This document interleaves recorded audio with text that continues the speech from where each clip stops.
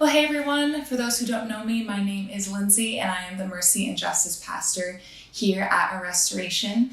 And wherever you are as you are watching this video, I hope you are well. I know that many of us feel the transition that we're going through into fall.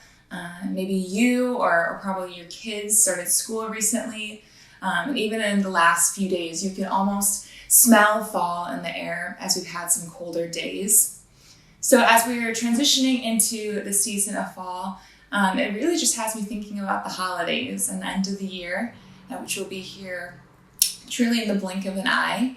And we have some really exciting opportunities to partner with and to engage with our community at Good News Partners in Rogers Park. And if you're finding this video via our email, you can read about all the details there, or you can head to our website and find all the information you'll need. So as we prepare to engage in these opportunities, I really just want to take a few minutes to set our hearts and to set our minds in the right place. If you've been a part of our community for any amount of time now, I hope that it's become obvious to you that we want to be a community of people that are intentional about the things that we're doing, that our plans and that our actions, that they're always in line with the ways of Jesus. So today, I would love to read a parable together. This is going to be a parable from the book of Luke, chapter 16, starting at verse 19, and it says this. There was a rich man who was clothed in purple and fine linen, and who feasted sumptuously every day. And at his gate was laid a poor man named Lazarus, covered with sores, who desired to be fed with what fell from the rich man's table. Moreover, even the dogs came and licked his sores. The poor man died and was carried by the angels to Abraham's side. The rich man also died and was buried, and in Hades, being in torment, he lifted up his eyes and saw Abraham far off and Lazarus at his table.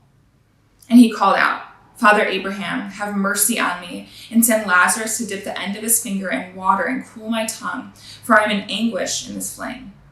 But Abraham said, Child, remember that you in your lifetime received your good things, and Lazarus in like manner bad things. But now he is comforted here, and you are in anguish. And besides all this, between us and you a great chasm has been fixed, in order that those who would pass from here to you may not be able, and none may cross from there to us. And he said, Then I beg you, Father, to send him to my father's house, for I have 5 brothers, so that he may warn them, lest they also come into this place of torment. But Abraham said, They have Moses and the prophets. Let them hear them. And he said, No, Father Abraham, but if someone goes to them from the dead, they will repent. He said to him, If they do not hear Moses and the prophets, neither will they be convinced if someone should rise from the dead.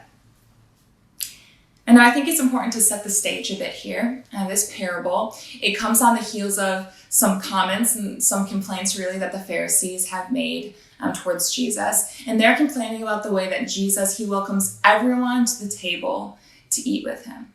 Jesus welcomes those who don't meet the religious standards of the Pharisees. He welcomes the poor, the needy, the outcasts, the sinners. And he says, Come, sit at the table with me.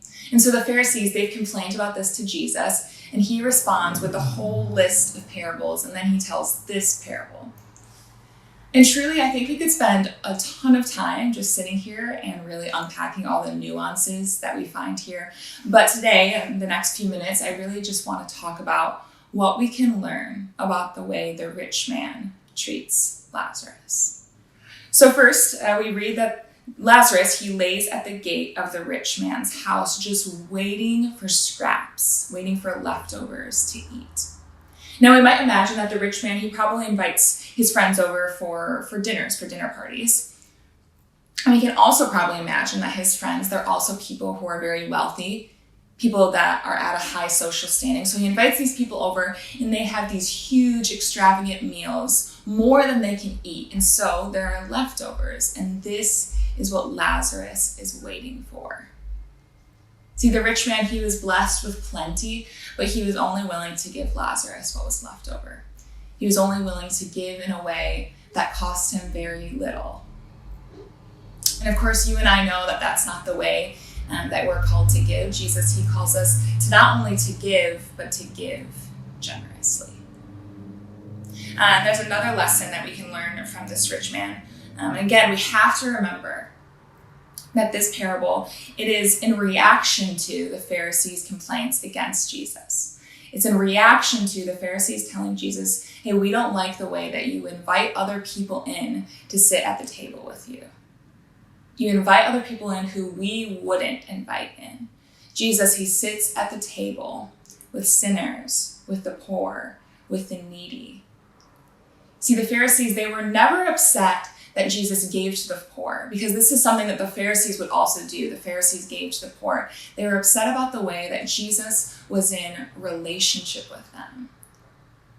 So if we look back to our parable, you can probably see where the rich man went wrong.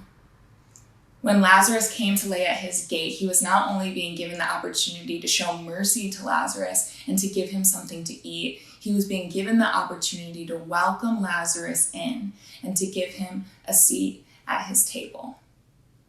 The rich man, he didn't only fail to give generously to Lazarus, he failed to be in relationship with him. So as we move towards these opportunities that we have from now until the end of the year, I just wonder if we might remember these things. I wonder if we might remember to give generously. That everything we've been given, it's a gift from God, and may that reminder, may it move us to give generously of our resources. But would we not only remember to give generously, would we also remember to seek relationship with the people that we encounter? Restoration, that every person that we meet, that we serve, that we befriend, that they are truly the face of Jesus. And would that move us to want to be in relationship with these people? May we be a community that not only goes out and serves those in need, but always remembers to invite them back in and give them a seat at our table.